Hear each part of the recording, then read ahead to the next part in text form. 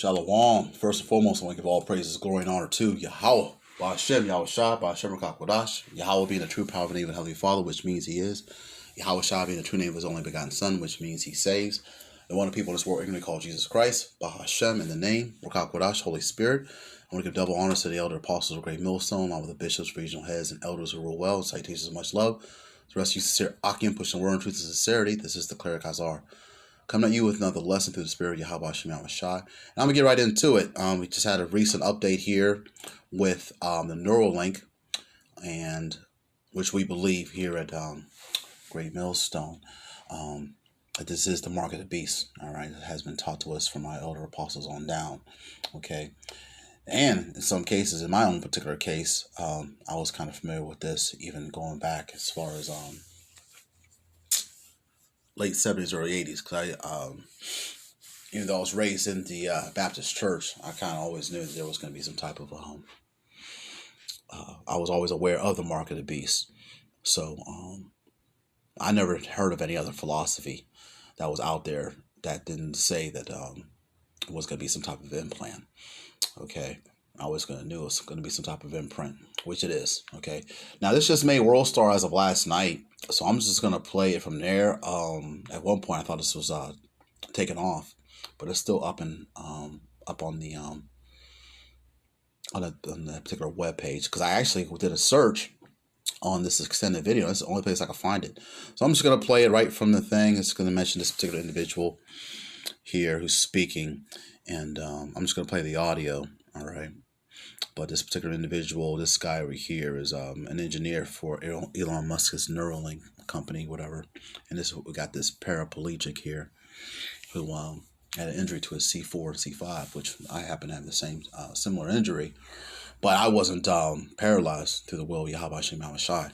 Okay, but I did have a disc replacement in that particular area. Okay.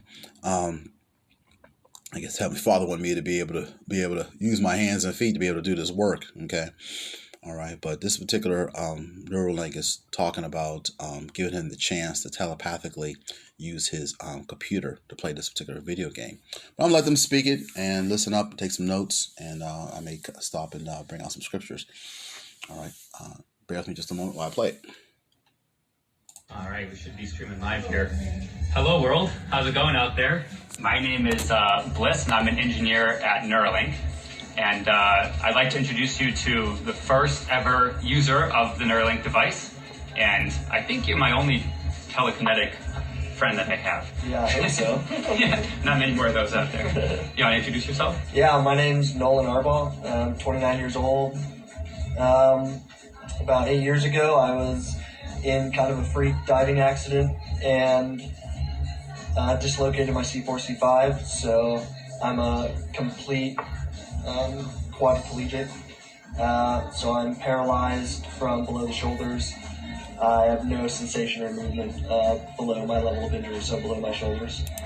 Salakia, I totally forgot the difference between paraplegic and a quadriplegic. All right, so yeah, I guess he's a quadriplegic. Okay, let me continue on.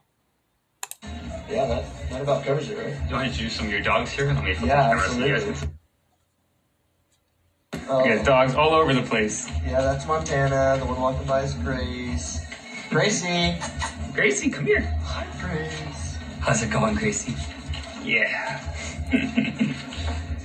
All right. This is what people Yeah, they're just here for the dogs. All right, yeah, so while he's been introducing himself, let me just flip the camera on so you can see what Nolan's been doing. Yeah. Let me come over here. Do you want to explain a little bit what's going on here? Yeah, so I love playing chess, and so this is one of the things that y'all have enabled me to do, something that I wasn't able to really do much the last few years, especially not like this. I had to use like a mouse stick and stuff, but now it's all being done with my brain. If y'all can see the cursor moving around the screen. All right, now if you don't know what the mouse stick is, it's that little thing that so it jets out, looks like it's a microphone, but it's for, in this particular term I learned today, for a quadriplegic, since he can't use his hands and he can't use his feet, he would use like his lips to kind of move this particular mouthpiece, do the things you need to do, like essentially move the wheelchair as well. Okay, just giving in case anyone doesn't know, That's all me, y'all. It's pretty cool, huh? And as you can see, as you can hear, and once you look at the video, you're going to see that he's able to move things like a mouse on the screen without the use of the mouthpiece. Okay, so he can play his chess game. Actually, can you pause the song just for the audio coming through? And that was also done with your brain? Yep. It's all brain power up there. Can you explain a little bit just to people who maybe don't have any context on this field or what's going on here? How are you able to actually move the cursor? Yeah, so we started out with trying out a few different things. We basically went from what we call kind of differentiating, like imagined movement versus attempted movement. So a lot of what we started out with was attempting to move. So I would attempt to move, say, my right hand, left, right, forward, back to. And from there, I think it just became intuitive for me to start imagining the cursor moving. Basically, it was like using the force on a cursor, and I could get it to move wherever I wanted. Just stare somewhere in the screen, and it would move where I wanted it to, which was such a wild experience. This guy wants to know if you feel like a wizard. Yeah, right. It's crazy. It really is. It's so cool. I'm so freaking lucky to be a part of this and stuff. I mean, every day it seems like we're learning new stuff, and I just can't even describe how cool it is to be able to do this. Do you want to briefly talk about a little bit, I guess, what have you been using this for outside of these sort of research sessions, or when you're just playing chess? What are some of the things you've been getting value from this from? Yeah, so one of the first times y'all gave me complete control over this, I actually stayed up until, I don't know, like 6 a.m. playing Civilization 6. It was worth it, I guess is the best way to put it.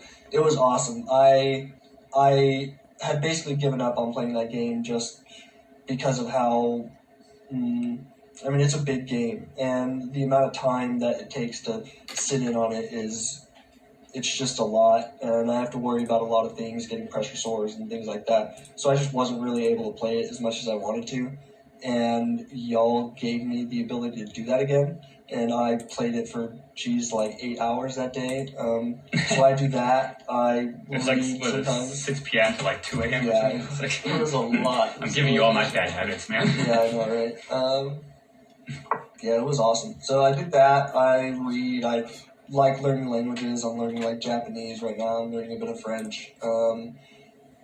Maybe for the audience who isn't super familiar with assistive technology, why couldn't you play Civ before? What was tricky about that, or what was it about the Neuralink that made that possible for you?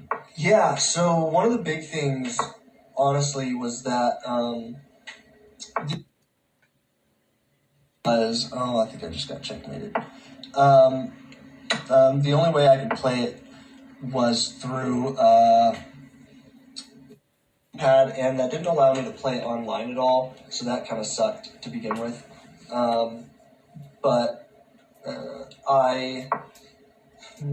Would you play that like at 2 a.m. before? Or what was the Oh no, there was no way. There was no way for me to do that. Because when I'm sitting up playing on, say, like my iPad or something, I need complete help from, say, my like parents or something to do it. I just didn't have that capability to like keep them up all night. That's just not something I would ever want to do. So basically, I would have to go down and everyone went to bed in my house, my brother, my parents, something like that. And then on top of that, I can only play for a few hours at a time because, I have to worry about pressure sores and stuff. I have to be readjusted. I have to do weight shifts, things like that. Just things that come with being a quadriplegic and stuff. So it just wasn't really feasible for me to, like, say, play a full game or anything. And now I can literally just lie in bed and play to my heart's content. Honestly, the biggest restriction at this point was like having to wait for the implant to charge once I installed it. So play for 8 hours, have to get off and let it charge for a while, and then hopefully be able to play some more. But it's been awesome. It's been so cool. And I'm kicking ass, too. So in this chess game, too. Yeah, well, I don't know if I can win this chess game, but we'll see. And then maybe just one final question. Your mom was showing me a bunch of pictures of you in different Halloween costumes over the years. It's something that you go nuts on. So now that you have like actual, force control over stuff, I guess that opens up the possibility space there a bit. What do you think I'm going to dress up as this year? I mean, something my friends and I have been wanting to do for a while. I think I'm going to be Professor X. I think that's pretty fitting. Not only because he's in a wheelchair, and I think that just obviously fits perfectly, but now I'm actually a telekinetic, basically.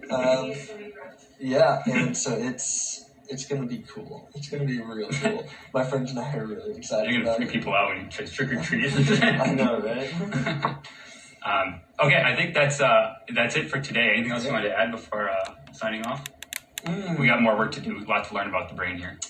Yeah, I mean, it's not perfect. I would say that we have run into some issues. I don't want people to think that it is like this is the end of the journey. There's still a lot of work to be done. Yeah, you can say that again. It's lucky that I let this run for as long as I did. This is actually my first time watching it. Since I've watched the first few minutes of it, I wanted to do a video on it. So he's just going into some of his little pros and cons. But as he just mentioned just there, he said it's like it still needs work. And I'm going to bring out some scriptures here real quick. And I'll probably let the video continue on to the end to finish it off. But this is one of the major prophecies that we're waiting on. Well, the hopeful elect are waiting on. Okay.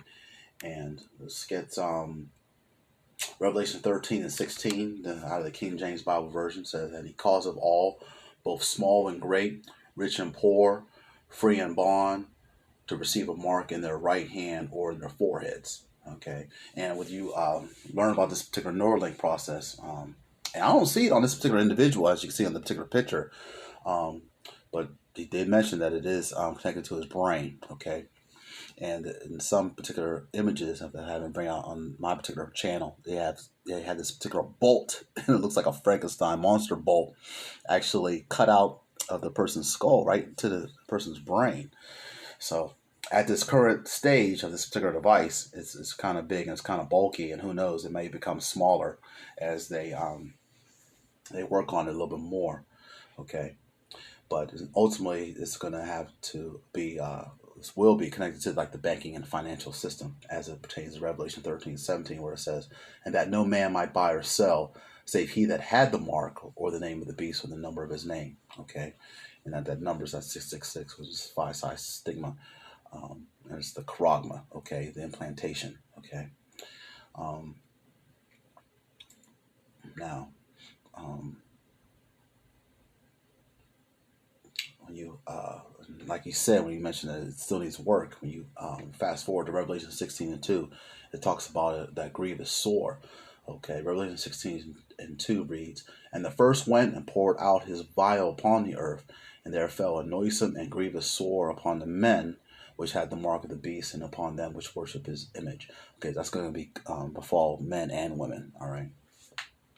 Let's continue on with this particular video here. But it has already changed my life, and I think that people who are thinking about, saying, applying for the human trials, or are thinking about, finding some way to help out with this, to, do your part. And that's the reason I got into it, was because I just wanted to help. I wanted to be a part of something that I feel like is going to change the world. I think, as you can see, all right, he said it himself, but it's going to change the world, and this is going to, it's going to, technically it is, all right, because it's going to alter in the end, okay, the end of the age, or the end of Esau's age, okay. Like, there's nothing to be afraid of with that. The surgery was super easy. I literally was released from the hospital a day later. I have no, cognitive impairments. Well, I guess none that were caused by the surgery. I beat you in chess once, so yeah. Yeah. I do have a pretty good record in chess right now. As far as just yeah. But, yeah, I just think that it's really awesome. I want to thank Neuralink for doing this, for working hard every day to make this, reality. I think that they are going to change the world. Be a part of it. So thanks, guys, and I'm looking forward to releasing some of the. Yeah, so I guess we're going to end here, but yeah, we're going to plan to release more in the coming days. So if you want to stay in touch with what's going on here and hear more from Nolan and his work, just follow along here on Twitter. Thank you, everyone. Yeah. See y'all later. Bye. I just read this tweet right down here by Elon Musk himself. It says, long term, it is possible to shunt the signals from the brain motor cortex past the damaged part of the spine to enable people to walk again and use their arms normally. Okay, so this guy's having so much fun with the chip now. All right, this is going to fool a lot of people, all right, if not the majority of the people, okay, to actually get this particular device, all right, because it's going to, according to them, it's going to solve a lot of their problems, but it's going to cause them a even bigger problem because they're going to be bathed in the lake of fire. All right. So I'm just going to give you a quick update on that. All right, and let me see. Bear with me just a moment here. I got Revelation 14:9 queued up here, and I just didn't have the complete